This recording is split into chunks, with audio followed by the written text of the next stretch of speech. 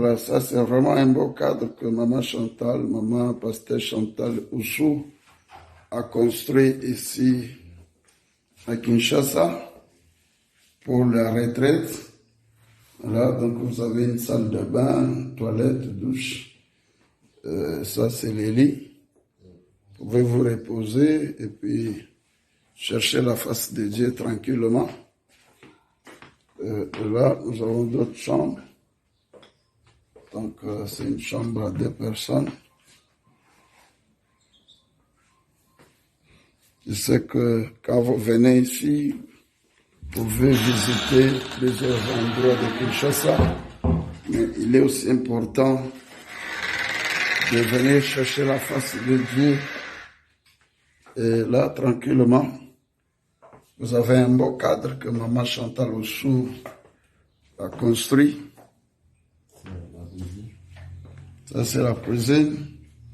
Si vous avez besoin d'une tasse de café, du repas, nous avons une dame qui prépare, vous commandez, et puis on va vous servir tranquillement. Et ici, c'est une salle, c'est le salon, où si vous venez nombreux, les gens peuvent passer nuit ici et puis prier.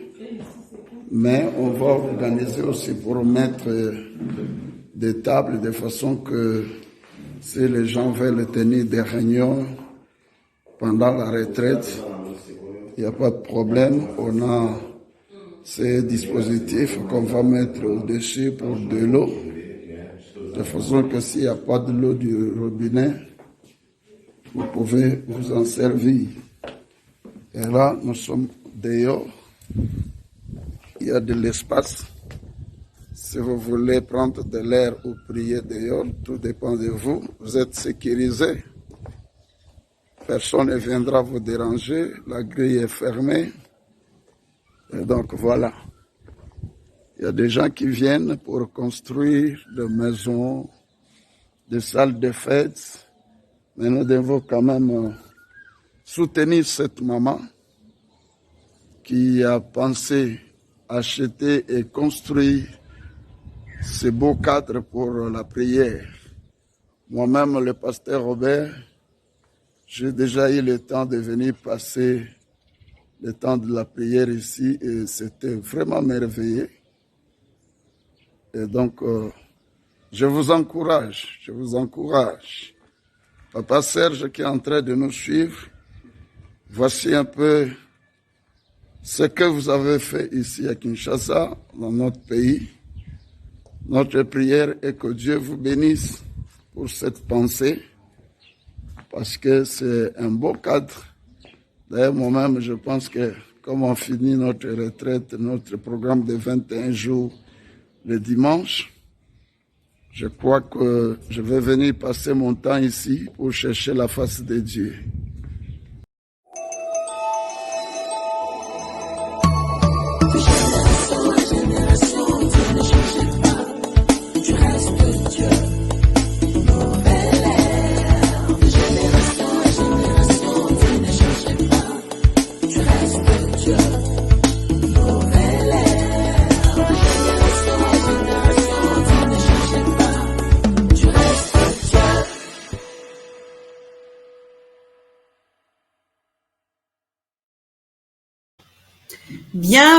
Bienvenue dans notre émission Nouvelle Ère. Que le Seigneur vous bénisse, vous qui êtes déjà là en train de partager, en train de liker. Donc, que le Seigneur ajoute encore un plus dans votre vie. Alors, aujourd'hui, nous sommes à notre troisième émission qui parle de la sexualité chez les jeunes. Normalement, nous devions finir cette partie à la dernière émission, mais il y a tellement de choses à en dire que nous allons continuer jusqu'à épuiser tout le stock de ces serviteurs de Dieu qui ont des choses à nous dire, à nous apprendre.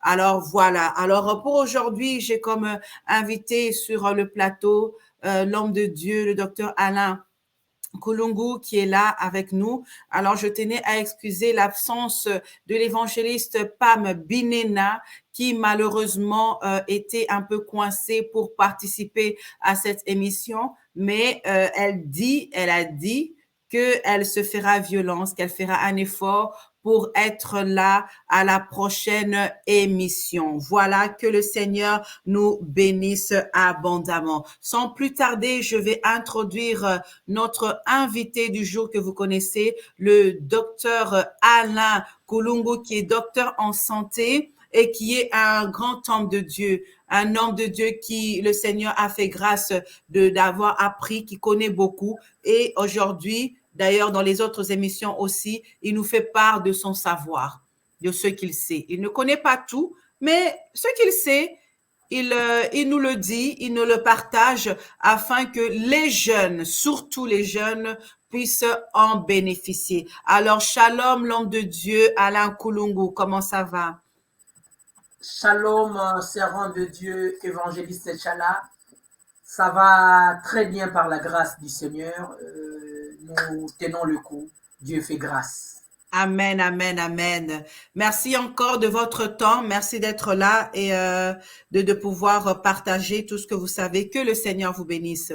Amen. Alors, une question qui me vient comme ça, là, vite fait.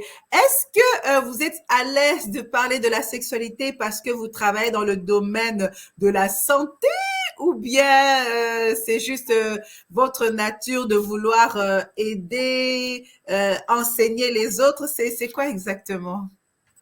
Merci pour la question, une très bonne question. Donc, la motivation, oui, en tant que aussi professionnel de la santé, parce que vous ne pouvez pas devenir aussi médecin en, comment dirais-je, en étant timide. Parce qu'il y a des choses que vous devez faire, vous étudiez le corps humain. Donc, vous devez en parler. Le médecin traite le corps. Et quand on voit le corps, c'est dans l'intégralité.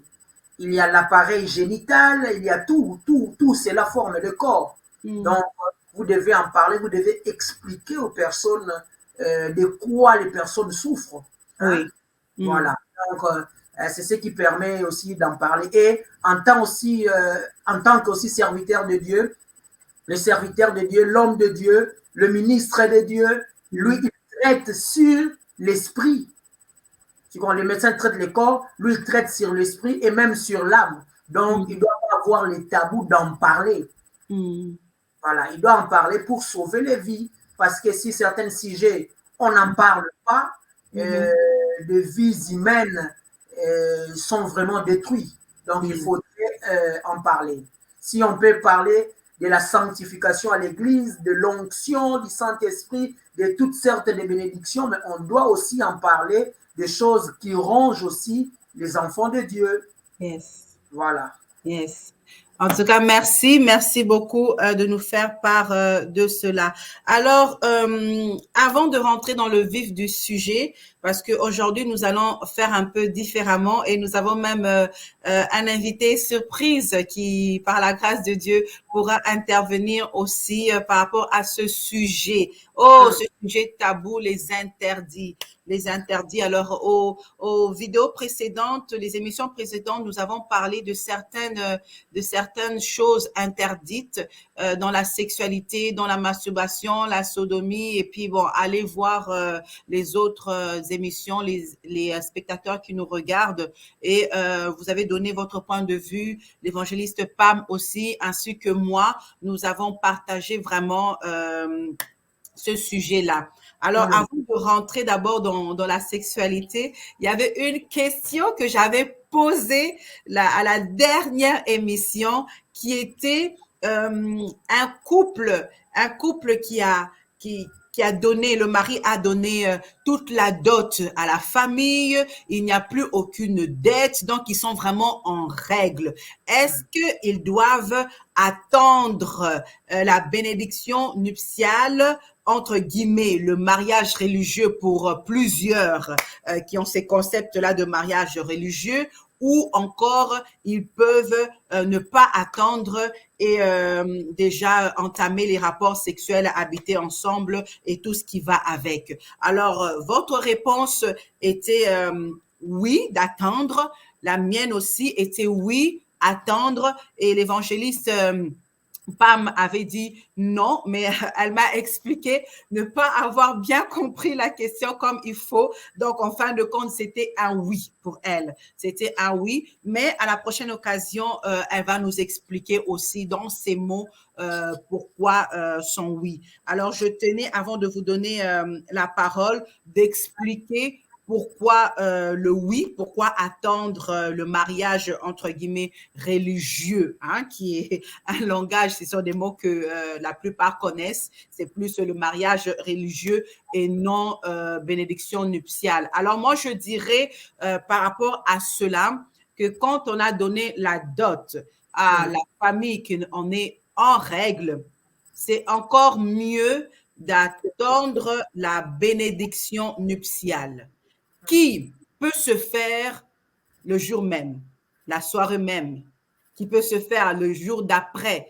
Donc, tout dépendamment des mariés eux-mêmes, ça peut se faire tout de suite après. Il y a un serviteur de Dieu qui est là, ou bien ils ont organisé qu'un serviteur mandaté qui est là, un servant de Dieu qui est là, qui représente Dieu lui-même, qui est là, après la dot, les bénissent. Et après, oui, ils peuvent habiter ensemble, faire les rapports sexuels et tout ce qui va avec.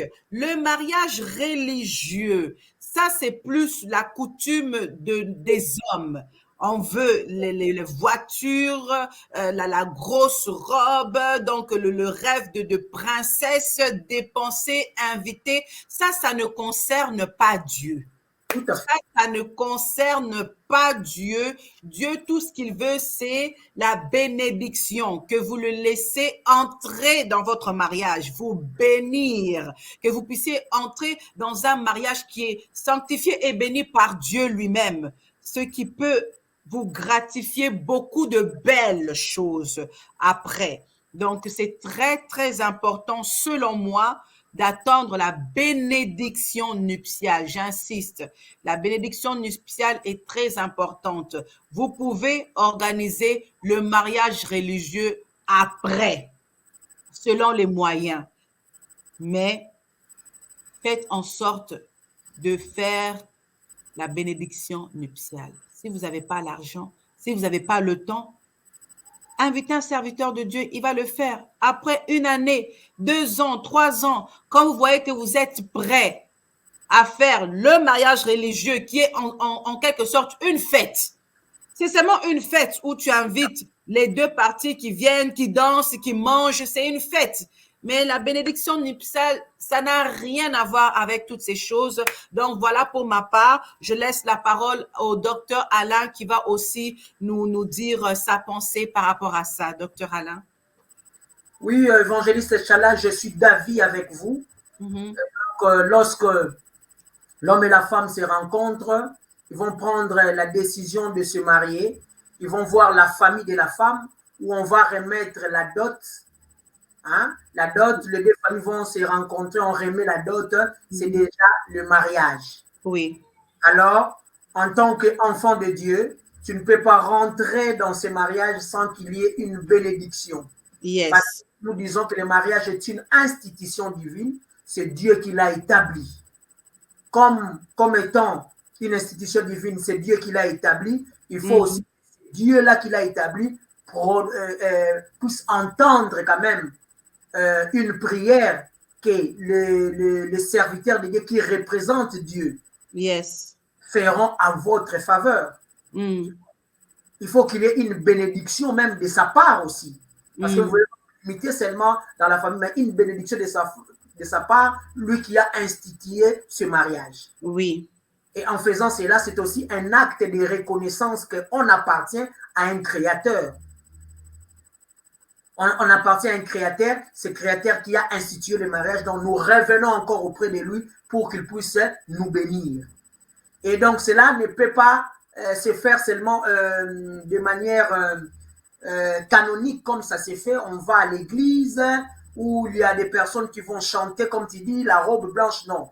Si on n'a pas de moyens, on peut aussi faire appel à un homme de Dieu qui peut venir même au jour là où la cérémonie de la dot est en train de se dérouler. Il peut aussi vous bénir. En vous bénissant, c'est cette bénédiction-là qui sera tout au long de votre mariage. Donc, faire un mariage religieux, faire la fête n'est pas mal. Aussi, si vous avez vos moyens, vous pouvez toujours en faire. Vous pouvez toujours en faire. Mais vous ne pouvez pas peut-être souffrir longtemps, vous priver pour en entendre que le mariage est religieux.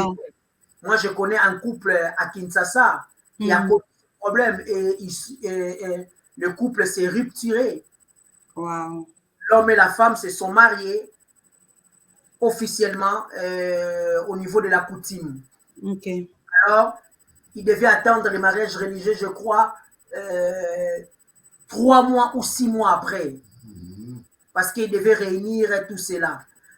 Chez les Louba, lorsque vous donnez déjà la dot, cette femme-là vous appartient, on doit vous les donner. Et la coutume, c'est ce que cette famille-là a fait parce que c'était des familles Louba.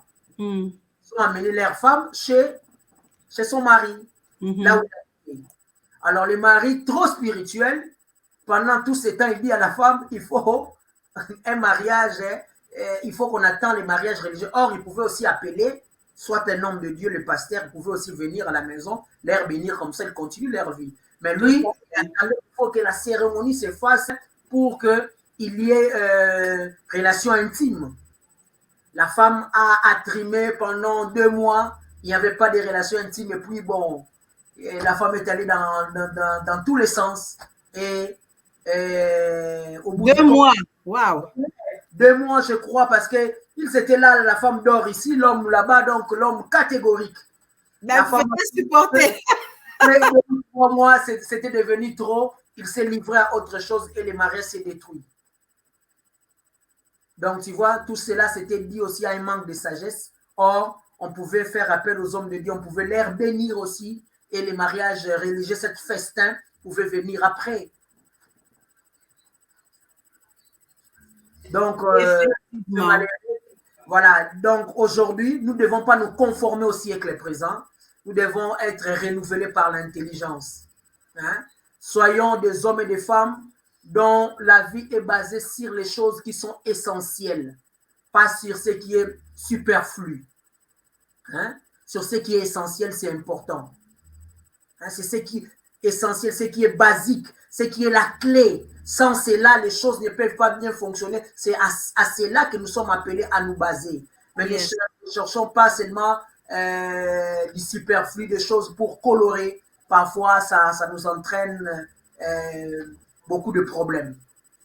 Mais en parlant de trop spirituel, même dans la sexualité aussi, il y en a qui sont trop spirituels. Hein? Oui, c'est quelque chose que l'Église doit marteler pour que le chrétien arrive à l'équilibre. Yes. Hein? Pour que les chrétiens arrivent à l'équilibre. Parce que, on dit quoi? Trop de rigueur, hein, vous fait sortir du contexte rigueur même.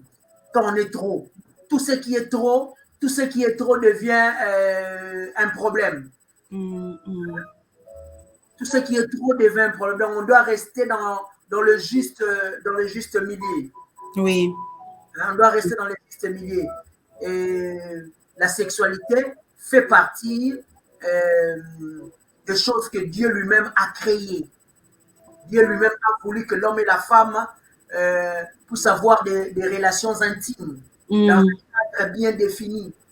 Hein? Dans un cadre bien défini. Et on doit bien expliquer aussi aux personnes qui doivent être candidats au mariage que là-bas, ce sont des actes qui se font. Vous devez vous préparer.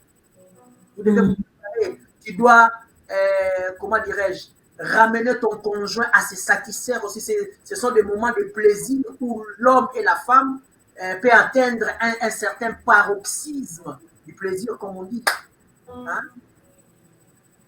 Oui, on prendra le temps parce que je pense que vous êtes là encore pour plusieurs émissions pour la sexualité. Donc, je sais que vous prendrez le temps de marteler ce sujet-là en long et en large. Alors, avant de passer à une façon différente de nous former, de nous enseigner au travers de la parole de Dieu, parce que c'est vrai que nous avons donné beaucoup nos points de vue, nous avons discuté, nous avons glissé un peu la parole de Dieu, mais aujourd'hui, on va essayer un peu plus d'exhorter nos jeunes par rapport à la parole de Dieu. Mais avant cela, il y avait un homme de Dieu aussi, un de vos confrères, de nos confrères qui aimerait aussi intervenir par rapport à la semence. Alors, il y avait un petit point d'interrogation qui se posait par rapport à un couple marié qui veulent faire des rapports sexuels, mais l'homme n'éjacule pas dans la femme. Ça peut être sur le corps, mais en tout cas, peu importe, ce n'est pas dans la femme. Il était à l'extérieur ou seulement au travers des caresses, et puis lui, il a éjaculé. Est-ce que c'est un péché? Donc, c'était un point d'interrogation parce que selon cette personne-là aussi, ce n'est pas un péché vu qu'ils sont mariés. Oui, vu qu'ils sont mariés. Alors, on aimerait aussi prendre l'avis de cet homme de Dieu par rapport à la sémence. Avant de vous donner totalement la parole pour nous exhorter, il aimerait aussi intervenir là-dessus. Alors, nous allons l'appeler. Nous allons l'appeler au téléphone. Vous allez me dire si vous ne l'entendez pas, faites-moi signe. Mais je pense que Dieu va nous faire grâce pour bien l'entendre. Amen.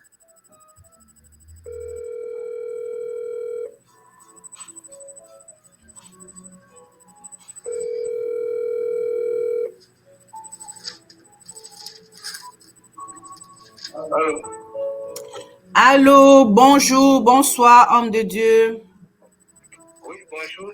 Oui, alors, nous vous appelons aujourd'hui vous êtes à l'émission Nouvelle Ère pour intervenir et nous donner votre point de vue. Avant de commencer, si vous pouvez dire votre nom, vous présenter au peuple de Dieu qui est là et qui vous suivent.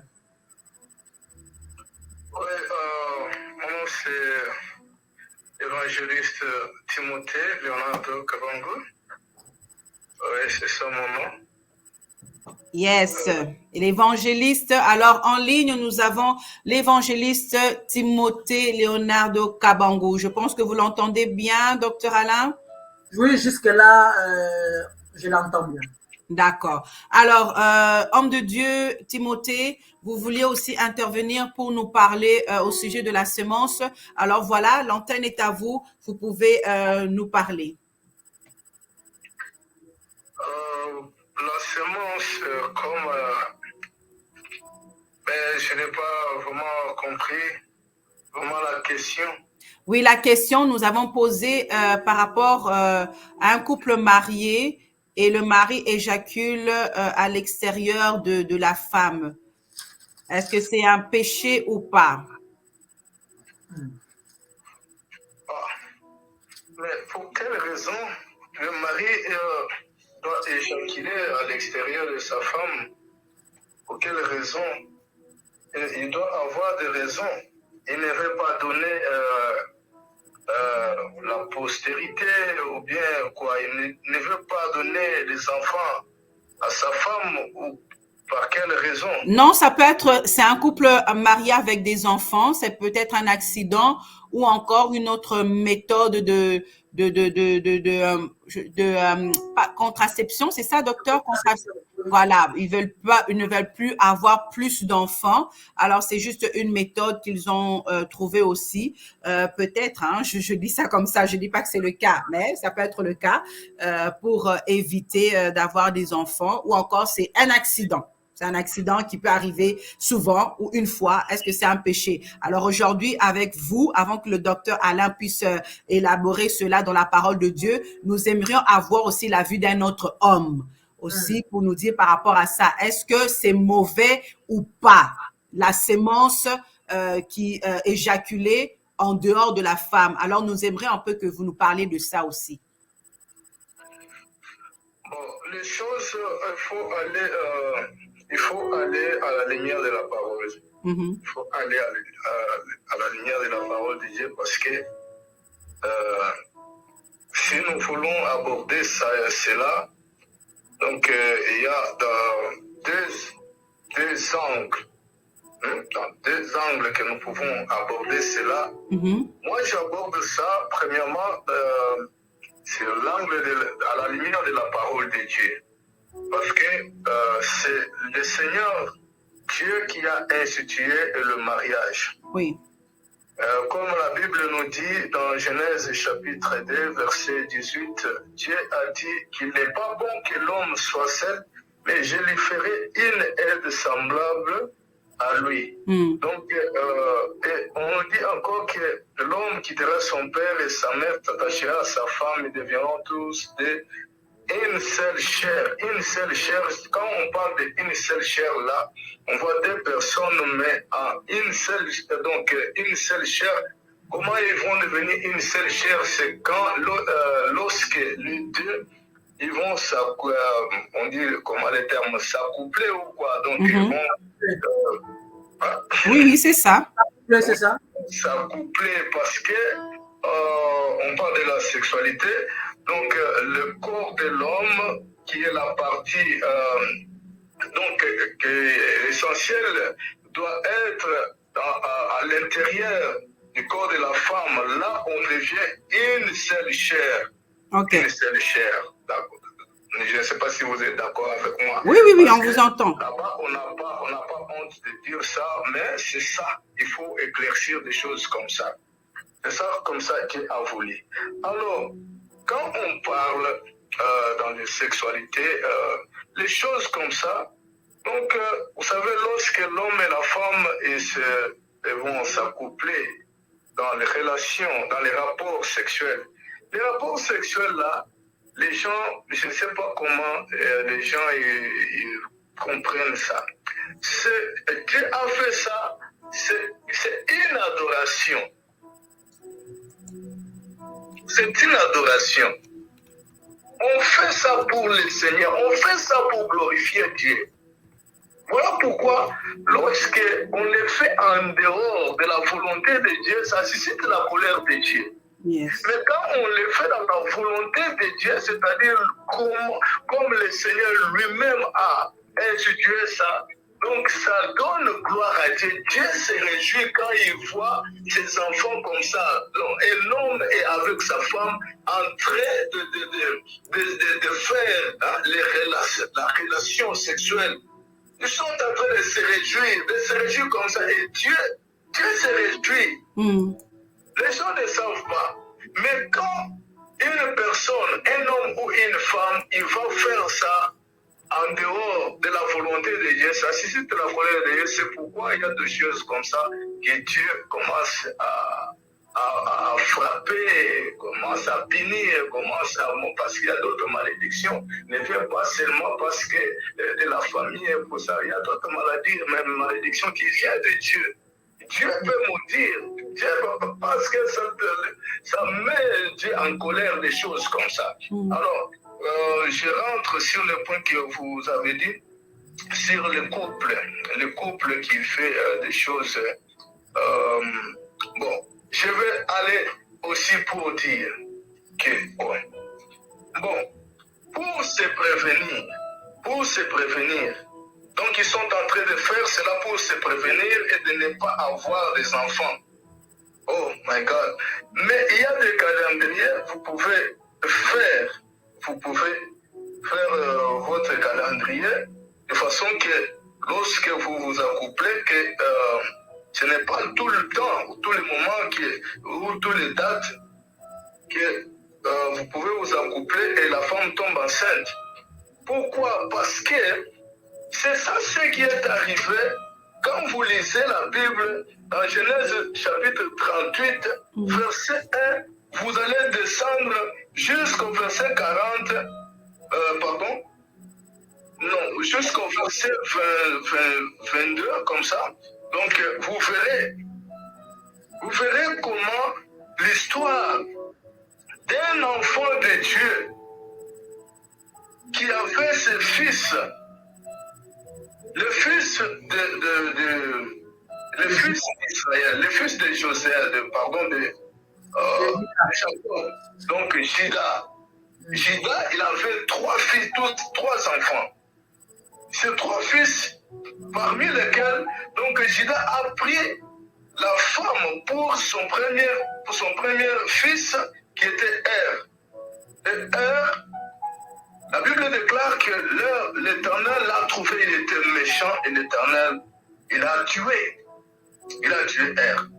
Après, lorsque Juda a vu cela comme ça, il dit à son deuxième fils, prends la femme de ton frère pour susciter la descendance ou la postérité à ton frère. Mais comme Onan, lui, il savait bien que lorsqu'il va vers la femme de son frère, susciter la postérité, ces enfants-là ne sera pas ses enfants, ne sera pas sa postérité. Il avait commencé à s'essuyer. Lorsqu'il va vers la femme, il fait les rapports sexuels, il se réjouit, mais il ne va pas se réjouir éjaculer dans la femme. Tu vois, après il éjacule dehors. Bien aimé, c'est la semence. Quand on parle de la semence, c'est la vie. Ça se trouve en vous, ça se trouve dans la personne. C'est quelque chose. On dit la semence. Pourquoi on l'appelle la semence? Parce que quand on sème la semence, il faut que la semence se produise. Amen. Amen. Oui, il faut que la semence se produise. Mais on n'a pas semé la semence pour que la semence puisse se produire, mais il a commencé à jeter. Donc il n'a pas pris l'importance, il n'a pas vu l'importance de la semence, il a commencé à jeter. Et cet acte-là a déplu l'Éternel. Et ça ne peut mis l'Éternel en colère. Il a tué ce garçon-là. Amen, amen. Merci, évangéliste Timothée. À cause du temps, malheureusement, le temps nous fait défaut. Encore une dernière minute, juste peut-être un peu plus précisé, parce que le couple, ça peut être n'importe quel couple. Hein. On s'entend que ce n'est pas forcément seulement pour éviter la grossesse. Il y a d'autres couples qui, eux, c'est une pratique, ça peut être une pratique courante qu'ils ont l'habitude de faire dans les caresses, hein, ils sont dans les caresses et puis que l'homme éjacule à l'extérieur, c'est pas un problème. C'est vraiment cette conception-là. J'aimerais vraiment qu'on s'entende là-dessus. La conception de éjaculer à l'extérieur de la femme, c'est pas un problème. Donc il y a des personnes qui ont cette conception-là. Donc c'est là où je voulais un peu que vous puissiez scintiller un peu plus là-dessus. Alors juste une minute, vraiment une minute, sinon je serais obligée de vous couper parce qu'on n'a pas beaucoup de temps, malheureusement, évangéliste Timothée. Peut-être à une autre occasion, vous pourrez passer dans l'émission en long et en large. Alors, allez-y, une minute, s'il vous plaît. Ma sœur, moi, je trouve, comme je viens de vous le dire, que la semence, on ne peut pas la jeter. On ne peut pas jeter la semence parce que on jette la semence, c'est dans le dans préservatif. Mais ce que je veux dire à ces couples-là, est-ce que vous savez ce que vous faites? Parce que quand vous jetez la semence dans les préservatifs, où vous allez jeter les préservatifs? Vous allez jeter dans la poubelle. Écoutez, parce que vous ne savez pas ce que vous faites, mais il y a le monde des ténèbres, les satanistes, les occultistes, ils cherchent ça. Pendant que vous jetez, ils cherchent dans les poubelles que vous jetez la semence, là, c'est la vie, c'est la vie. C'est la vie, ils prennent ça, ils commencent à travailler avec ça spirituellement. Vous ne savez pas ce qui peut vous arriver les jours, demain ou le lendemain. Vous ne savez pas de la valeur dont cette semence a. Et si vous disiez que dans le caresse, l'homme éjacule, bon, il est malade. Il est malade. L'éjaculation précoce, il doit chercher le médecin. Il doit chercher le médecin. Pourquoi? Parce que biologiquement, moi je ne suis pas de ce domaine-là, mais je connais quand même. Donc, la semence qui est dans le corps de l'homme, c'est comme dans les caresses, quand on fait les caresses, ça peut s'éclater, ça s'éclate comme ça, mais pour que ça sorte, il faut les mouvements, donc que l'homme doit faire pour aller jusqu'à ce qu'on dit atteindre le niveau d'astasme ou le libido. Je ne sais pas ça, bon, ce terme-là m'a échappé. Ok, merci beaucoup, évangéliste Timothée. Je pense que ce sera vraiment intéressant, Alain Kulungu, homme de Dieu, de vous faire passer tous les deux à l'antenne afin d'aborder ce sujet. Alors, merci, homme de Dieu. Je vous souhaite une bonne soirée et je vous dis à bientôt. Bye bye. Merci beaucoup. Bye bye. Alors, voilà, homme de Dieu, Alain Kulungu. Vous aurez l'occasion de pouvoir répondre aussi à ce que l'évangéliste Timothée a dit, ou bien de répondre même à la question que j'ai posée par rapport à ces couples-là. Une question aussi, voilà, une autre question qui se rajoute par rapport au verset que l'évangéliste Timothée a donné sur cet homme, le fils de Judas, qui éjaculait à l'extérieur. Alors, pour plusieurs, ce n'est pas un verset qui s'associe à la masturbation. Donc, pour plusieurs, ça n'a rien à voir avec la masturbation. Alors, j'aimerais aussi que vous puissiez donner votre point de vue par rapport à ça. Alors, voilà, je vous laisse le temps, une trentaine de minutes, une vingtaine, trentaine de minutes pour nous exhorter, nous parler par rapport à tout ce sujet de la sémence qui est jetée, entre guillemets, qui sort en dehors de la femme, péché ou pas. À vous l'antenne, homme de Dieu. Amen. Merci. Je commence par des questions que Genèse 38 nous parle de l'acte qu'on appelle l'onanisme. J'avais dit que lorsqu'on va lire la Bible de façon officielle, canonique, claire, nous dire que le terme masturbation se trouve dans la Bible, on n'en voit pas. Mais on pourra toujours approcher cet acte-là par l'onanisme. Pourquoi on l'approche? Parce qu'on voit comme il y avait une notion de sémence. Il y avait un plaisir qui va succéder à une sémence. Et cette sémence-là n'est pas dans le voie naturel, qui est hors de voie. Donc, dans la masturbation aussi, l'homme est en train de se procurer le plaisir par les pieds de sa main, mais cela aboutit à une sémence qui ne sera pas dans le voie génital. C'est cette accointance-là qui permet de rapprocher l'acte de la masturbation un peu de l'onanisme. Dans le trouble, dans les troubles de la sexualité, à l'époque, parce qu'ils ont changé, lorsqu'on parlait de la masturbation, on mettait toujours onanisme. Quand le médecin psychiatre parlait des troubles comportementaux dus à la sexualité, on mettait toujours masturbation entre parenthèses onanisme. Donc, c'était un peu des actes qu'on a signés. Alors, pour venir à la question où c'est une question très difficile, j'aimerais dire que nous devons savoir que la morale pour dire ce qui est bon et ce qui est mauvais. Le droit nous dit ce qu'on doit faire, ce qu'on ne peut pas faire.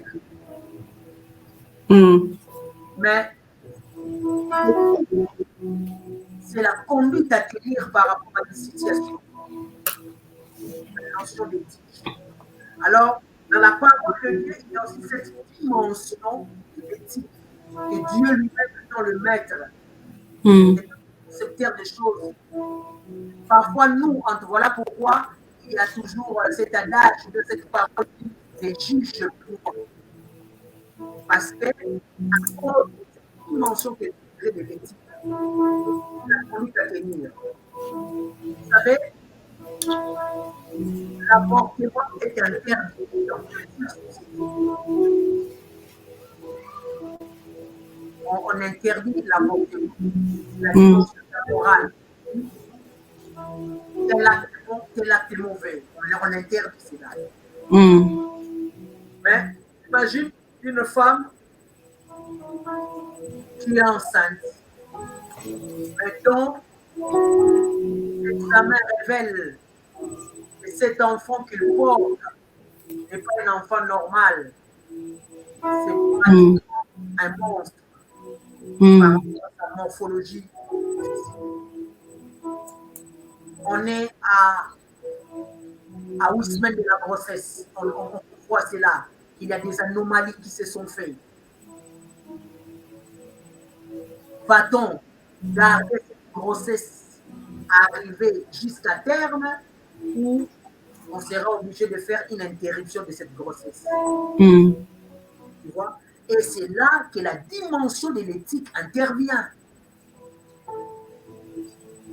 L'avortement est interdit. Dans une situation X, il y a une dimension éthique qui entre. Et tu verras, même le pays qui prône que l'avortement est interdit face à des situations comme ça, ils peuvent lever cette voie-là. Ils peuvent passer à une interruption de cette grossesse. Pourquoi on peut peut-être, est-ce que cette femme-là qui accouchera, sera-t-il content?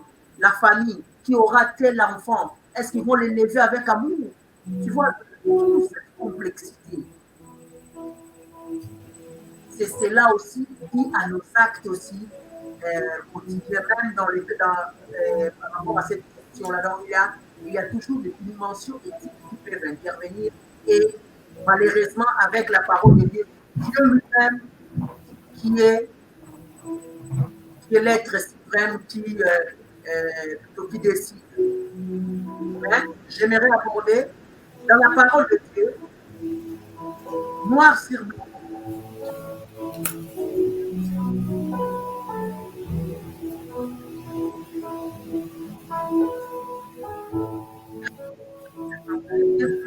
Ils sont dans le livre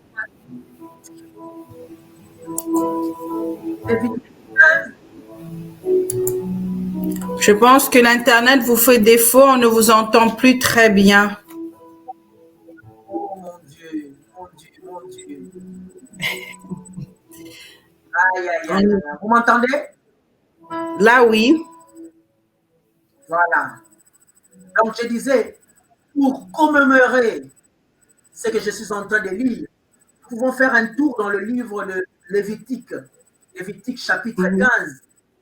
Nous allons voir un peu le verset 16. La Bible dit ceci. L'homme qui aura une pollution lavera tout son corps dans l'eau et sera impur jusqu'au soir. Ça, c'est la version Louis II. La version Martin, il nous dit, l'homme qui aura une sémence hors de voie génitale sera impur jusqu'au soir. Donc, la notion de la pollution ici, on fait allusion aussi à la sémence, à la sémence qui, comment dirais-je, qui est hors de voie génitale, hors de voie naturelle. Oui. Et partant de ça, on va distinguer ce qu'on appelle aussi la pollution nocturne, qui est aussi un phénomène qui est souvent chez les hommes. Les hommes qui n'ont pas encore de femmes. OK. Voilà.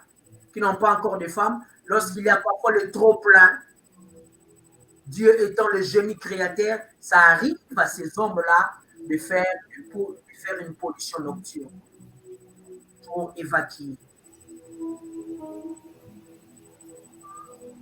Tu vois? Donc, ce sont des semences, mais qui sont hors de voie, là. Mais c'est dans le mécanisme physiologique que Dieu l'a créé. Mais Dieu dit, malgré qu'on a une pollution dans la culture ancienne, c'était quand même vu comme étant quelque chose d'impur. Cet homme-là restera impur. OK. Alors, si c'est une pollution nocturne qui est physiologique, qui est normale, l'homme reste impur. Et à combien plus forte raison si c'est une pollution qui est le fruit d'une volonté humaine. Je ne sais pas si je vais comprendre. À combien plus forte raison si ça sera une pollution qui est le fruit d'une volonté humaine. Ou je me dis que non, bon, je ne jeterai pas la sémence peut-être pour éviter la grossesse. Hein, pour éviter la grossesse. Il y a beaucoup de causes. Ou encore, comme dit l'évangile Timothée, dit aussi il y a une certaine maladie qui peut entraîner une éjaculation précoce.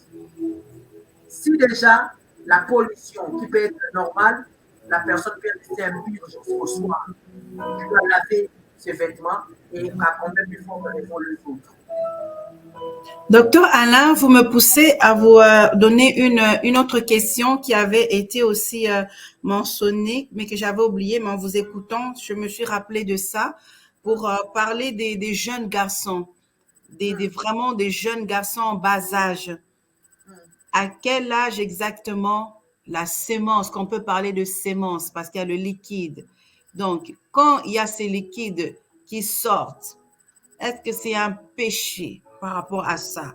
Les jeunes garçons, parce que c'est courant, comme vous l'avez dit, c'est le corps humain qui est fait comme ça. Est-ce que là, on va encore aller dans le contexte que c'est un péché pour commencer à délivrer l'enfant, que l'enfant doit demander pardon pour ses péchés, parce que le corps humain, il est fait comme ça. Bon, vous vous réveillez le matin, surtout les garçons, où le corps est déjà debout. Donc, toutes ces choses-là, est-ce que dans votre élan, vous pouvez aussi nous embarquer ces questions-là pour nous répondre? Merci. C'est ce que j'ai dit. Il y a des choses physiologiques qui sont liées au fonctionnement normal. C'est comme si vous me parlez l'équivalent de la question par rapport aux hommes. Si vous me dites, est-ce que chez une femme, le flux menstruel est empêché? C'est pratiquement l'équivalent. Okay. Chez l'homme, ça devient un problème lorsqu'il y a une fréquence accrue. C'est là où on doit évoquer une notion spirituelle.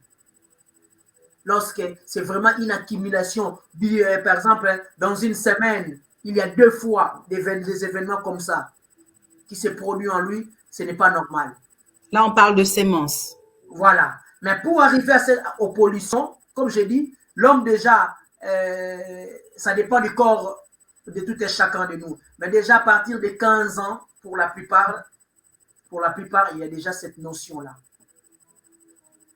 Pour la plupart, les autres aussi, ça peut arriver avant. Ça dépend du développement de son corps. Ça dépend de la nourriture aussi que la personne est en train de prendre. Si on est dans une société où on prend une nourriture contenant trop des hormones, contenant trop une nourriture grasse, ça peut entraîner des développements rapides déjà de personnes.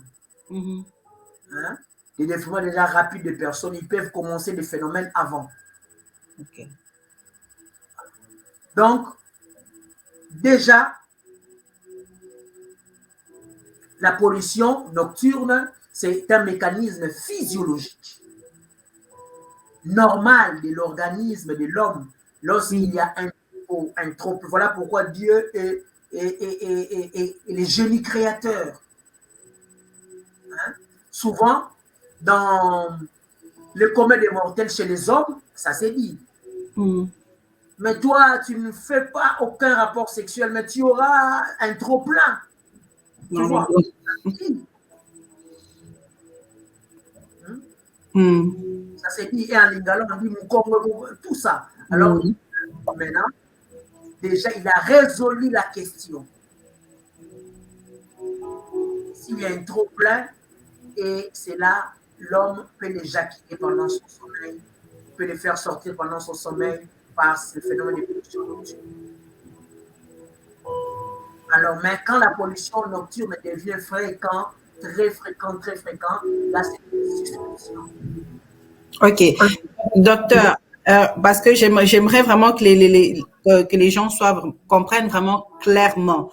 Dans cette pollution que vous êtes en train de dire, ils peuvent évacuer ça.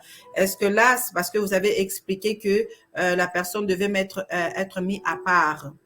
Est-ce que c'est dans ce contexte-ci, parce que là, maintenant, on ne met pas les gens à part, la personne est dans sa maison, tout le monde est chez soi. Est-ce que c'est un péché qu'il doit se confesser pour demander pardon ou pas? Là, on a évoqué quelque chose se trouvant dans la loi juive. Pour eux, vous savez, même la femme qui avait un flux menstruel était considérée comme impure. Il était considéré comme impur parce que la loi, derrière la loi, il y avait certaines vérités spirituelles aussi. Mais lorsque nous devons voir dans la réalité, dans la nouvelle alliance, ce n'est pas vraiment ça. Dieu mettait ça pour préserver son peuple. Hein? Aujourd'hui, dans la nouvelle alliance, on voit vraiment l'impureté sexuelle qui regorge le désordre, qui regorge toutes sortes d'obscénités qu'on a dit évoquer dans les émissions précédentes. Donc, une personne qui a une pollution nocturne aujourd'hui, c'est un phénomène normal. C'est faire seulement, c'est comme une femme qui est en période de menstruation. Hein? Il mettra sa bande hygiénique, tu vois, tout le monde ne doit pas les voir. Il a certaines choses qui sont un peu propres à lui. L'homme aussi qui fait cette pollution nocturne est propre à lui, il peut bien laver son vêtement, tout ça, mais ce n'est pas un péché. Et docteur Alain, comment savoir que cet événement-là, que c'est normal, parce que vous l'avez évoqué légèrement tout à l'heure, ça peut être aussi dû à un problème spirituel. Bon, là, comme on parle d'hommes, de femmes de nuit. Alors, comment cette personne peut être sûre que ça, c'est normal et ça, ce n'est pas normal? Comment il peut faire cette différence-là? Comment elle peut faire cette différence? Il pourra faire cette différence, premièrement, s'il a une vie qui est basée sur la vérité de la parole de Dieu, ou bien s'il a une moralité, je peux dire, pour lui, il n'est pas dans les masturbations, il n'est pas dans une vie de désordre, il est vraiment sur le plan sexuel, il a une certaine équilibre. Maîtrise. Voilà, maîtrise, équilibre, c'est déjà la bonne base. Et quand il ne touche pas aux femmes, c'est normal qu'il y ait trop plein parce que son organisme fonctionne. Ça fabrique. Et lorsque l'usine est pleine, il faudrait qu'il puisse dégager un jour. Et la physiologie explique que pour arriver, il peut même y avoir un petit songe. Un songe où aussi tu peux te voir parfois plutôt, tu es dans des instants d'intimité. Oui. Tu as une instant d'intimité, ça peut aussi passer par là. Voilà. Et si le phénomène, en ayant par exemple une année, ça s'est produit 2 fois ou bien 1 fois, c'est dans la normalité. Mais quand je le vois à chaque mois, 2, 3 fois, le même phénomène m'arrive, là, c'est normal. Parce que dans la littérature, ce n'est pas décrit comme ça. D'accord. Mais là, juste pour vous appuyer un peu, il pourrait regarder aussi sa vie spirituelle, comment sa vie va, parce Oui. que les portes de femmes ou de maris de nuit peuvent détruire beaucoup de choses, où la personne n'arrive pas à se marier, ou encore financièrement ça ne marche pas. Donc plusieurs blocages comme ça dans sa vie. Donc à travers cela, la personne pourrait aussi questionner Dieu, chercher Dieu. Si elle ne sait pas ce qui se passe, elle pourrait questionner Dieu, parce que les démons ou les esprits humains, ils peuvent aussi voler les rêves, hein, empêcher la personne de voir et de ne pas comprendre. Donc, en questionnant Dieu par rapport à sa propre vie, tu vois que les choses ne marchent pas, les choses n'avancent pas normalement selon ton âge et ainsi de suite, ou encore selon les liens familiaux qu'on a. La personne pourrait questionner Dieu dans la prière, une prière acharnée, et le Seigneur pourrait aussi lui répondre et lui révéler ce qui se passe réellement dans sa vie, et même déclencher la mémoire pour que les rêves puissent maintenant rester et qu'elle puisse capter ça. Donc, juste pour appuyer un peu plus ce que vous étiez en train de dire. Vous pouvez continuer. Voilà. Donc, oui, c'était pour montrer que par rapport à la question qui a été posée, ça va dépendre de beaucoup de choses. Mais de prime abord, dans ce qui est basique, la sémence hors de voie naturelle, génitale, c'est quelque chose qui est qualifié d'impureté. Hein? Qui est qualifié d'une impureté. C'est ce que même la parole de Dieu. Donc, un couple qui le fait, peut-être on peut aussi en faire par ignorance. Tu vois, voilà pourquoi on dit que l'Église doit prêcher sur des choses comme ça. Parce qu'il y a beaucoup d'ignorance, il y a beaucoup de courants de pensée, il y a beaucoup d'éducation de fils à ces sujets-là. Il faut que l'Église prêche pour amener la lumière, parce que l'Église est la colonne et l'appui de la vérité. Ce n'est pas seulement prêcher sur l'onction, pas seulement prêcher sur les offrandes, pas seulement prêcher sur... Ainsi. Voilà, mais prêcher des choses comme ça, que les personnes vivent au quotidien et qui sont parfois des sujets tabous, ne savent pas comment aborder, comment les dire, mais ils les vivent. Yes. Donc, c'est pour la mettre en ignorance pour eux, ils sont mariés, tout nous est permis. Bon, nous sommes dans un cadre qui est marital. Voilà, que l'Éternel a agréé. Bon, la sémence, or, ce n'est pas grave. Hein? Ce n'est pas bon. Parce qu'on a dit la sémence a un caractère sacré. Yes. La sémence a un caractère sacré, ça doit être normalement dans le voie génital. Si on a raison que pour espacer leur naissance, exemple, espacer leur naissance, ce n'est pas aussi non plus une bonne raison. Ils doivent chercher, comme a dit l'évangéliste Timothée, une autre méthode de contraception. Au village, par exemple, chez les grands sages, et c'est quelque chose qui m'a enrichi, ils savaient comme méthode pour espacer la naissance, qu'est-ce qu'ils faisaient? Lorsque la femme est en pleine ovulation, elle ne dort plus en chambre. Elle va dormir au salon, l'homme reste en chambre. Okay.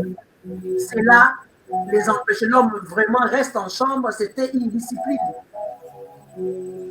La femme, déjà, quand il voit, il commence, il peut faire même un mois, il dort seulement au salon. Ok. Voilà. Pour éviter que, en dormant dans la chambre, il peut se passer des choses.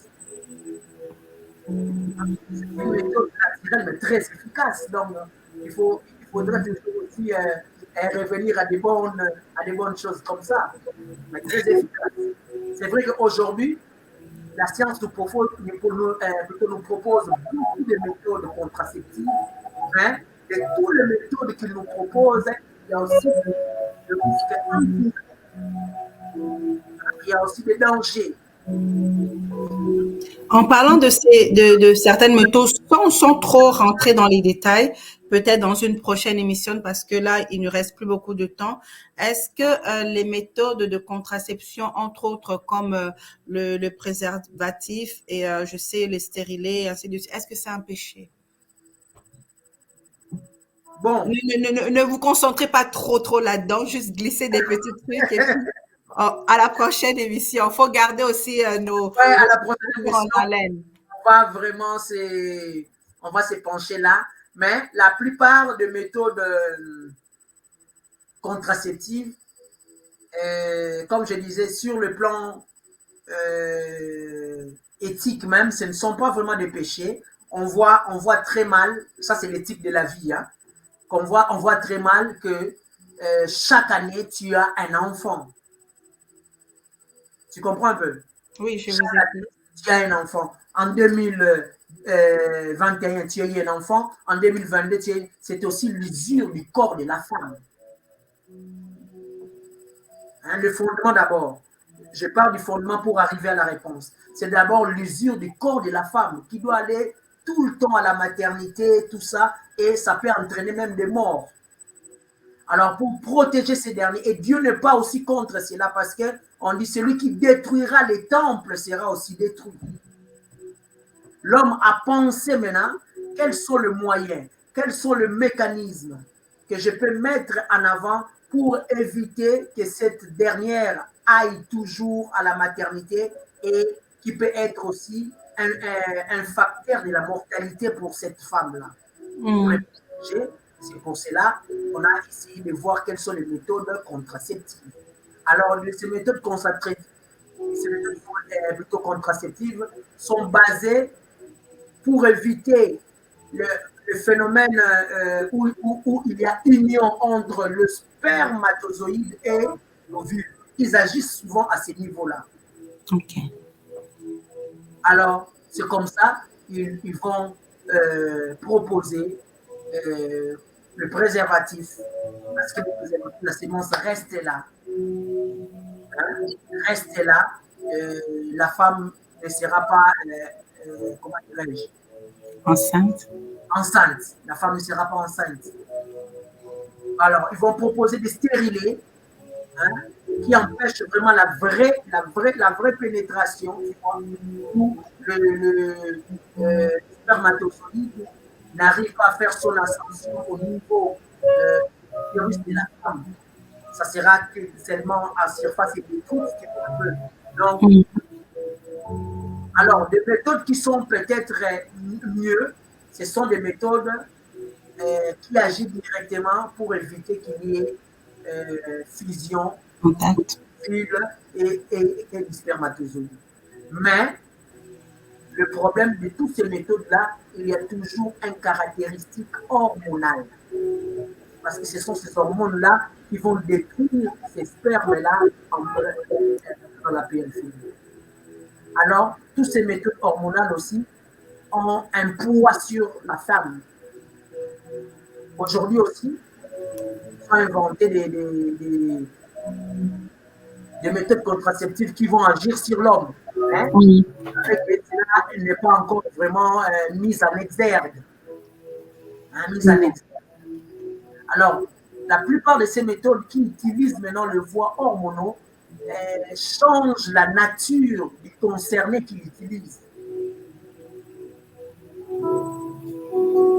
Ça change la nature.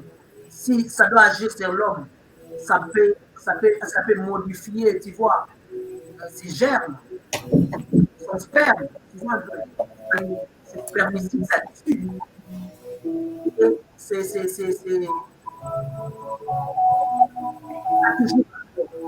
Alors, les méthodes naturelles restent toujours des méthodes performantes, comme l'évangile de Timothée avait dit, les calendriers, on peut l'utiliser, comme je dis aussi, pour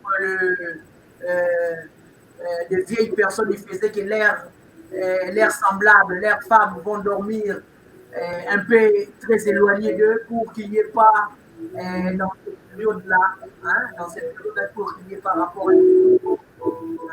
restaient des méthodes qui n'ont pas vraiment de conséquences sur le plan organique.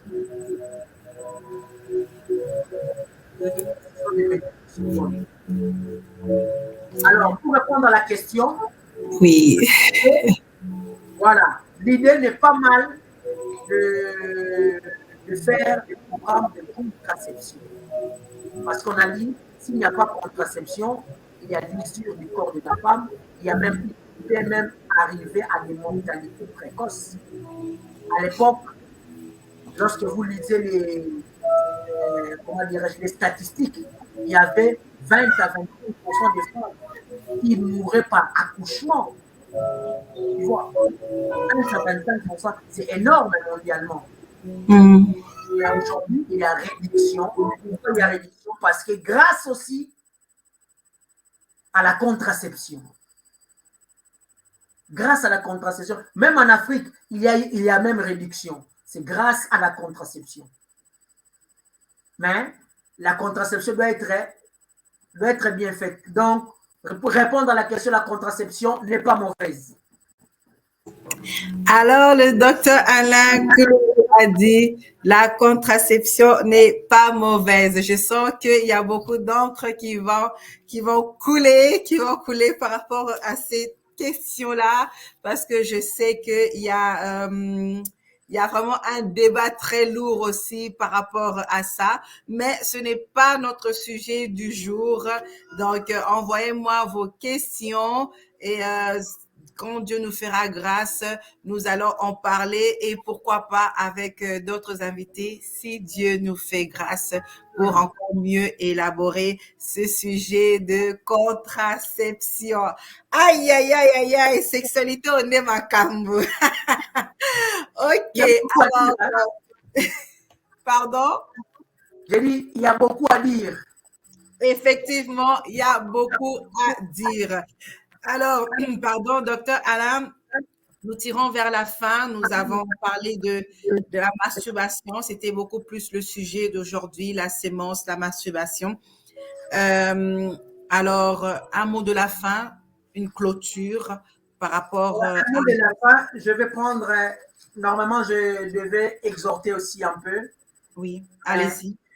Parce qu'on parlait des choses importantes. Chaque fois, tu rebondissais pour essayer aussi d'apporter une explication, faisait appel à une question. C'est ce qui était riche. Alors, donc, ce que j'aimerais dire aux jeunes, c'est nous faisons un tour dans le livre de Ecclésiaste 12. Ecclésiaste 12, je vais lire les versets premiers jusqu'au verset 2. La Bible déclare: jeune homme, rejouis-toi dans ta jeunesse. Livre ton cœur à la joie pendant le jour de ta jeunesse. Marche dans le voie de ton cœur et selon les regards de tes yeux. Mais sache que pour tout cela, Dieu t'appellera en jugement. Donc, tout ce que dit le grand sage Salomon, il est en train de tirer, de nous faire appel à quelque chose que malgré tout ce que tu peux faire en tant que jeune, en livrant tes regards à n'importe qui, à n'importe quoi, en faisant les choses selon le voie de ton cœur, mais sache que tu seras appelé pour tout acte, que tu seras posé en jugement. Il dit, au verset 2, il va prodiguer des conseils, il dit, bannis de ton cœur le chagrin et éloigne le mal de ton corps, car la jeunesse et l'aurore sont vanité. Il dit, bannis de ton cœur le chagrin. En tant que jeune, bannis le chagrin. Il commence maintenant la phase à conseiller des jeunes. Tu dois bannir les chagrins. En tant que jeune, il y a beaucoup de circonstances, beaucoup de situations qui amènent le jeune à être dans le chagrin. Mais ce n'est pas une bonne chose. Tu dois bannir les chagrins. Et il dit, et éloigne le mal de ton corps. Le mal doit être éloigné, doit être extirpé de ton corps. Vous savez, la Bible nous dit, tout le péché s'est fait hors de notre corps. Lorsque tu peux injurier, tu peux faire ceci, c'est hors de ton corps. Mais l'unique et le seul péché qui s'est fait dans notre corps, c'est péché de la sexualité. C'est péché des rapports intimes lorsqu'on n'est pas, je précise bien, on n'est pas dans un cadre du mariage. L'impudicité, ça s'est fait sur ton corps. Tout le péché, c'est hors du corps, sauf cela. Or, il dit, éloigne le mal de ton corps. Donc, quelque part, le grand sage Salomon te dit, éloigne, en tant que jeune, éloigne-toi de ces comportements sexuels, si je peux aller par extension. Éloigne ton corps de ces choses. Éloigne de toi des rapports avant le mariage. Éloigne ton corps. Éloigne ton corps des impuretés sexuelles. Où on a parlé de la masturbation, où on a parlé de l'onanisme, où on a parlé de la sodomie, on a parlé de toutes ces pratiques que l'Internet peut miroiter aujourd'hui. L'Internet peut vous faire voir, vous faire rêver ces choses, mais ce ne sont pas des bonnes choses, ce sont des choses qui nous détruisent. Alors aujourd'hui, j'aimerais te parler en tant que jeune des 5 grandes raisons qui sont utiles pour que tu arrives à arrêter la masturbation. Les 5 grandes raisons qui doivent t'amener à arrêter la masturbation. Premièrement, la masturbation te crée un confort imaginaire. C'est un confort imaginaire et irréaliste de l'homme ou de la femme. Tu es dans ton coin, tu es en train, tu t'imagines un personnage.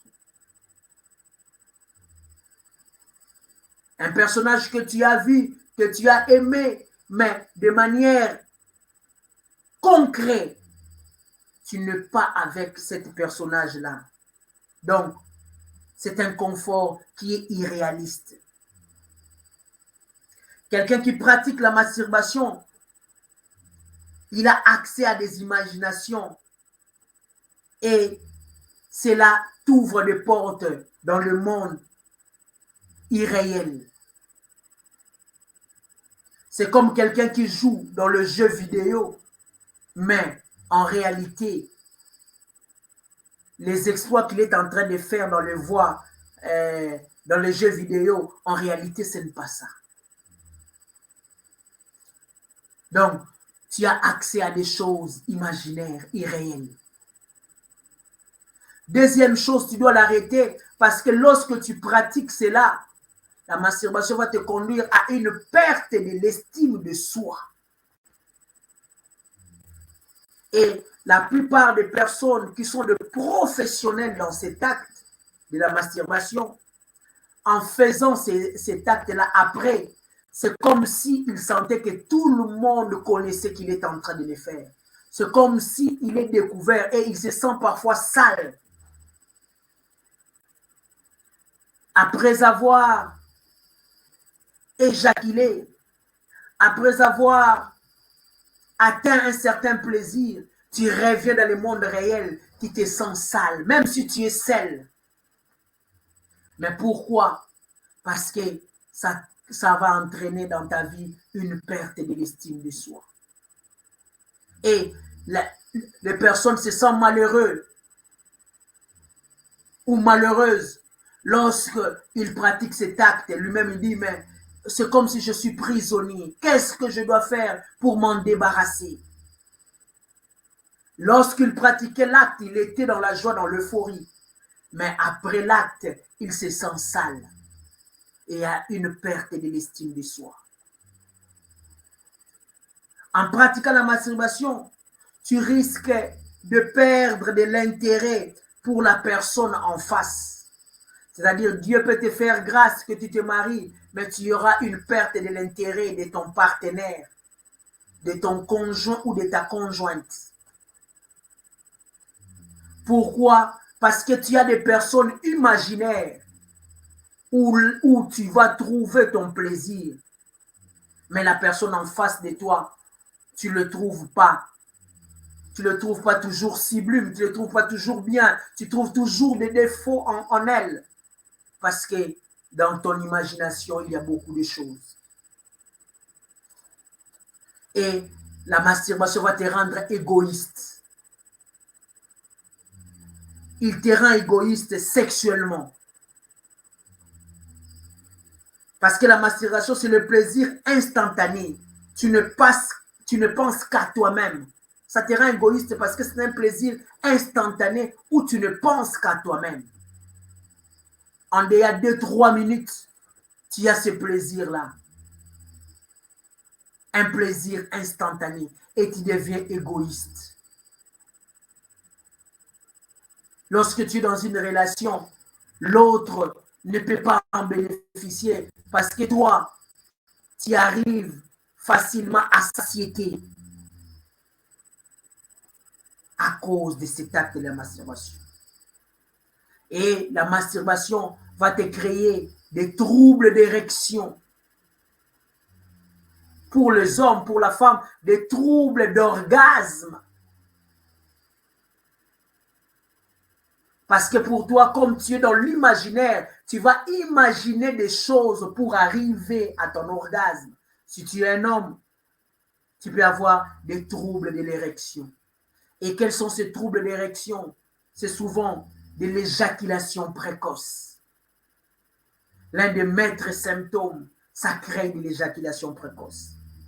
Ça peut créer de l'anéjaculation. Donc, tu n'arrives plus à éjaculer parce que plusieurs fois, tu as dépensé la sémence. La sémence a tellement été dépensée que tu n'en fabriques presque plus beaucoup. Tu arrives à une anéjaculation. Et c'est comme ça que tu peux être ensemble avec une femme. L'homme peut rester plus de 2 heures dans son intimité profonde. Or, physiologiquement, c'est impossible, mais parce que tu as un trouble d'éjaculation. La masturbation te conduit à plusieurs troubles de l'érection. Donc, bien aimé, voilà un peu sur le plan spirituel, la masturbation te conduit au boulevard des esprits incubes et succubes que nous appelons des hommes et des femmes de nous. C'est une grande portail.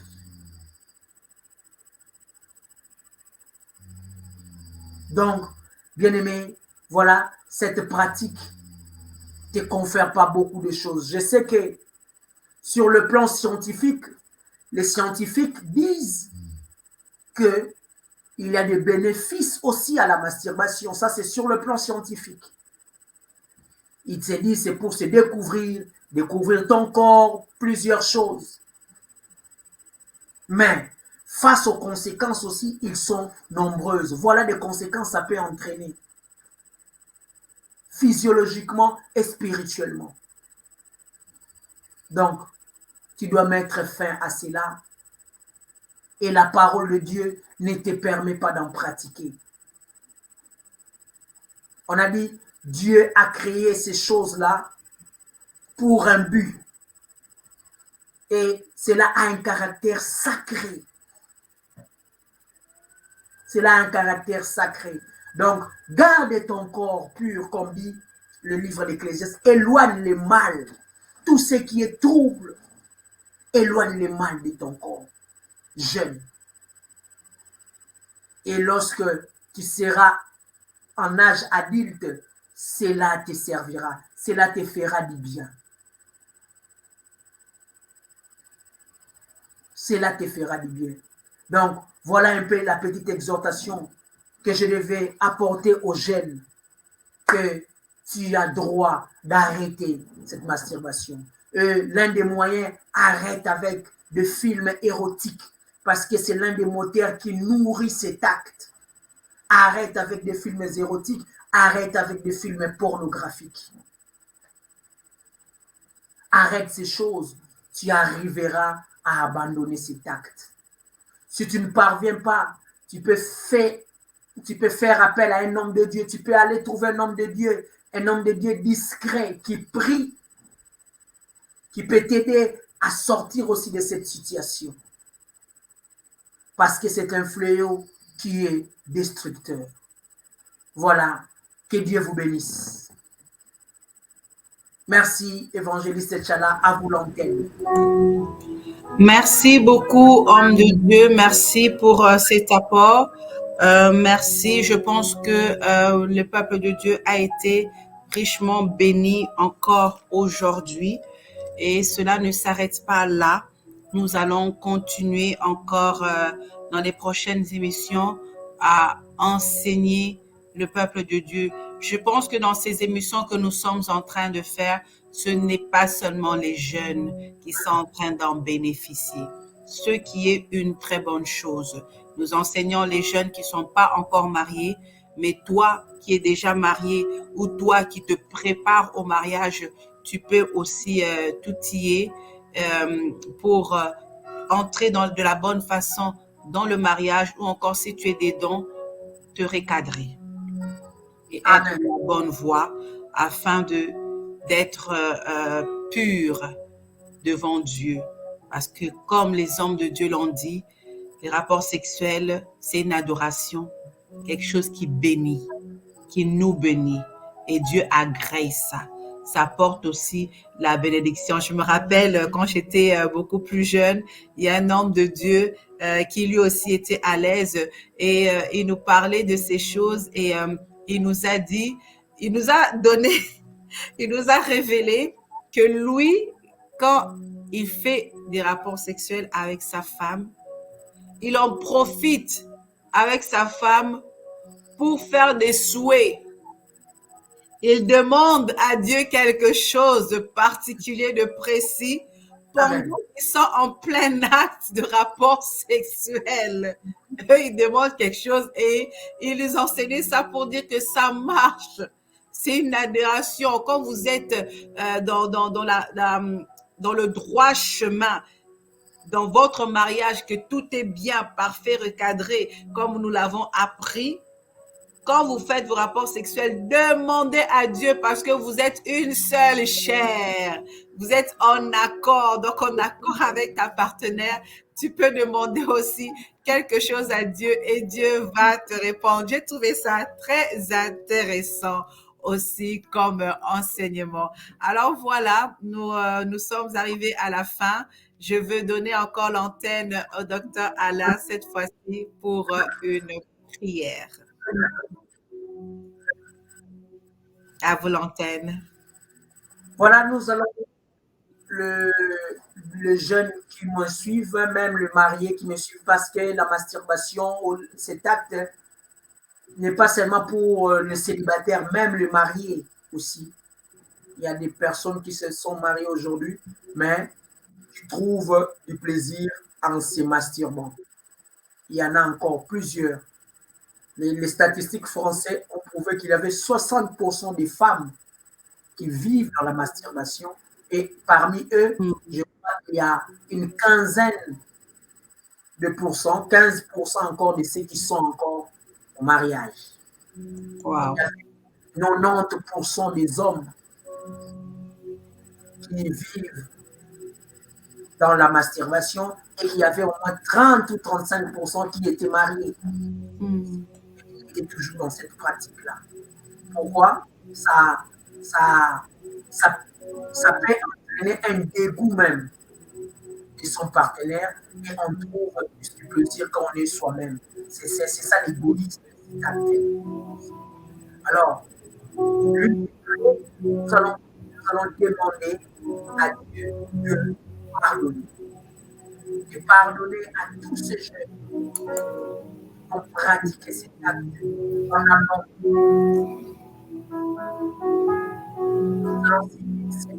sa clémence, sa grâce. Il a dit, Amen. si vous confessez vos péchés à Dieu, il est fidèle et juste pour vous pardonner. Il est écrit aussi, venons et plaidons, même si nos péchés sont rouges comme les cramoisis, ils deviendront plus blancs que la laine. Même s'ils sont comme de la pourpre, dit sa parole, ils deviendront plus blancs que la neige. Donc, Dieu est là. Il peut encore te pardonner. Il peut encore te pardonner.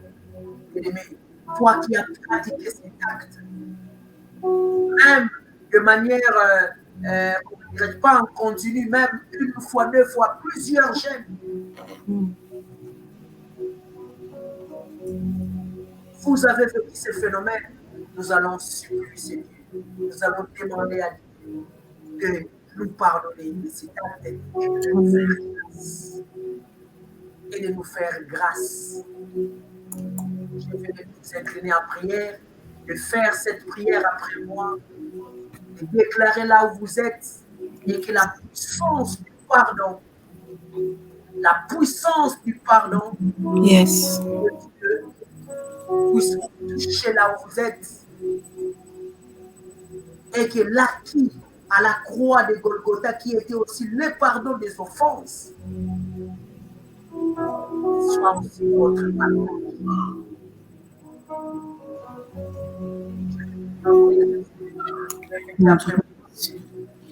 Seigneur Jésus, Seigneur Jésus, nous venons auprès de toi. Tu as dit dans ta parole, Père, si nous confessons nos péchés, tu es fidèle et juste pour nous pardonner. Pardonne cette jeunesse. Pardonne-moi. Tu vas citer ton nom là où tu es. Pardonne-moi Alain Koulou. Pardonne, oh, cette population de tous ces actes commis au Père durant de temps des années. Cet acte de la masturbation qui est dévastateur. Pardonne-nous, oh Dieu. Là où nous avons péché, là où nous avons faussé, là où on était dans l'impureté. Pardonne ce peuple. Pardonne ces frères qui nous suivent en ligne, qui est accro à cet acte, Père. Oh, en s'associant dans sa prière avec nous, Père, qu'il obtient le pardon. Pardonne-nous. Nous avouons nos péchés devant toi, devant ton trône. Père, toi, Seigneur, même ceux qui l'ont fait en plus, plusieurs temps, plusieurs années, Père. Pardonne, Seigneur. Là où les situations ont été bloquées à cause de cet acte, Père, pardonne. Nous te demandons de nous pardonner. Et nous invitons le sang précieux de ton Fils Jésus, répandu à la croix il y a plus de 2000 ans, que ce sang nous lave de nos impuretés, de cet acte, Seigneur, de cet acte d'onanisme, de cet acte qui purifie ce couple, oh, cette famille qui a vécu cet acte, Père, les validant comme étant normal, alors que parfois c'était à l'encontre de nous. Pardonne à chaque fois, Seigneur, on devient hors de voie naturelle. Pardonne ce jeune homme, cette jeune fille qui a fait de grâce, qui s'est livré à cet acte. Oh, ce couple, Père, qui ont pratiqué Yahweh, pardon. Yahweh, nous t'en supplions de nous pardonner, oh Dieu. Il est écrit, autant que l'Orient est éloigné de l'Occident, autant aussi que tu t'éloignes de nos iniquités, Père. Pardonne ce péché qui a été en pétition. Nous prions comme David a dit, oh Dieu, aie pitié de moi dans ta bonté, selon ta grande miséricorde, efface mes transgressions. Car je reconnais mon péché, et mon péché est constamment devant toi, Père. Nous avons péché contre toi seul. On a fait ce qui était mal à tes yeux. En sorte que tu seras juste dans ta sentence et sans reproche dans ton jugement. Oh Yahweh, nous sommes nés dans le péché et nos mamans nous ont conçus dans l'iniquité. Oh Père, pardonne Yahweh Dieu. Oh, le sang de Jésus, il dit, purifie-moi avec l'hysope, je serai plus blanc que la neige. Oh, purifie-nous avec le sang précieux de Jésus, le sang de Yehoshua, nous serons plus blancs que la neige. Lave-nous de toutes nos iniquités, lave-nous de cet acte d'onanisme, de cet acte de la masturbation, de ce faute, de ce péché, de ces semences, de cette impureté, Père. Lave-nous de ces choses. Lave la jeunesse qui me suit. Lave le frère, la sœur. Oh, lave ce couple, Père, qui était enclin dans cet acte. Lave-nous par le sang de Jésus. Nettoie-nous, Père. Justifie-nous cette soirée au nom de Jésus. Oh, Père, que le poids de l'iniquité tombe et que le sang précieux de Jésus nous lave. Nos corps, nos âmes et nos esprits effacent les actes dont les ordonnances nous condamnent au nom de Jésus. Père, je prie que tes compassions viennent sur ce peuple, enfant de vision, tes compassions dans nos vies, tes compassions dans nos vies, compassion Yahweh, aie pitié d'Éternel Dieu. Comme il est écrit, ne te souviens pas de moi, de mes péchés de la jeunesse ou de mes transgressions, mais souviens-toi de moi selon ta miséricorde. Souviens-toi du peuple selon ta miséricorde, de ce peuple, de ces jeunes selon ta miséricorde, Père. Ta miséricorde cette soirée dans nos vies, Yahweh Dieu. Cette pitié, Yahweh, cette pitié remplie d'amour, éternel Dieu. Où, éternel, tu nous tiens pas en rigueur, tu nous fais grâce. Et ta miséricorde, chez ta capacité. Oh, Rabachete Yama. Yahweh, merci. Merci pour ce pardon. Saint-Esprit, merci d'avoir relevé un jeune qui était dans cette histoire. Et relevé une jeune fille, une jeune sœur. Oh, tu le relèves, tu le fortifies. Saint-Esprit, merci. Parce que tu fortifies les jeunes. Tu nous conduis à la prise de décision. Tu conduis cet abandon à la prise de décision. Abandonner cet acte. Oh, Saint-Esprit, tu inspires des stratégies à mettre au point pour que ces jeunes ne reviennent plus au Dieu, pour que ce couple ne revienne plus, pour que cette impureté disparaisse, pour que ces vieux levains disparaissent, oh Dieu, dans le nom de Jésus. Merci. Lorsque tu pardonnes, tu ne t'en souviens plus. Merci de nous avoir péché. Merci de nous avoir lavés. Merci de nous avoir justifiés. Merci, Seigneur, d'ôter l'iniquité en ce peuple. Nous sommes purs de corps, d'âme et d'esprit, car il est écrit, vous qui étiez morts par vos offenses et par l'incirconcision de votre chair, vous a rendu à la vie avec lui en vous faisant grâce de toutes vos offenses.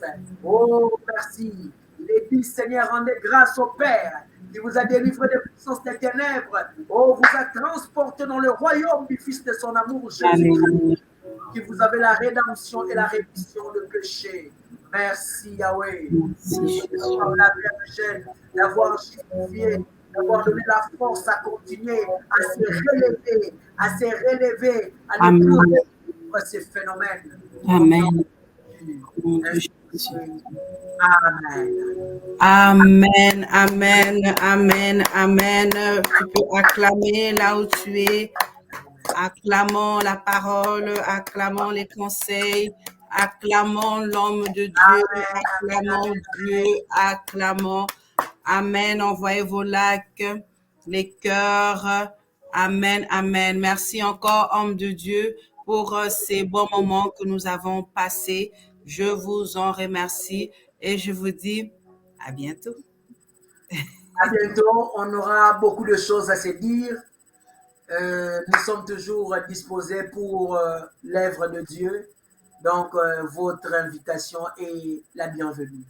Amen, amen. Merci beaucoup. Bye bye. Bye bye. Merci. Alors voilà, notre émission est arrivée à la fin. Nous sommes arrivés à la fin de cette belle émission. Je pense que vous aussi, vous avez été bénis par rapport à tout ce que nous avons dit ici. Alors, l'émission passe vendredi à 14h heure du Canada, 20h heure de la Belgique. Je réitère l'invitation, comme vous l'avez vu au début de l'émission, la publicité du pasteur Chantal Oussou, qui a construit un endroit spécialement pour la retraite, pour les gens qui veulent aller à Kinshasa et prendre un temps de retraite à part. Voilà un endroit qui est pour vous. Donc, vous pouvez la contacter pour y aller. Si vous habitez à Kinshasa aussi, ce n'est pas un problème. Vous pouvez aussi aller là-bas et chercher la face de Dieu. Si vous avez des publicités, une affiche, un clip que vous aimeriez que ça passe dans l'émission afin que les bien-aimés puissent voir, agréer, se tenir informés, vous pouvez me contacter et je le passerai aussi. Alors voilà, nous sommes arrivés à la fin de notre émission. Ne manquez pas, la semaine prochaine, il y a encore une émission qui nous attend. Alors, priez pour nous. N'oubliez pas, abonnez-vous sur Nouvelle Ère, la chaîne YouTube Nouvelle Ère. Abonnez-vous, likez et puis activez la cloche afin que lorsqu'il y a une nouvelle émission, vous allez être directement prévenus. Alors, voilà la fin. Nous sommes là. Priez pour nous, conseillez-nous et surtout, partagez. Partagez. Ça va aider une personne. Je vous dis à bientôt. Que le Seigneur nous bénisse. Bye bye.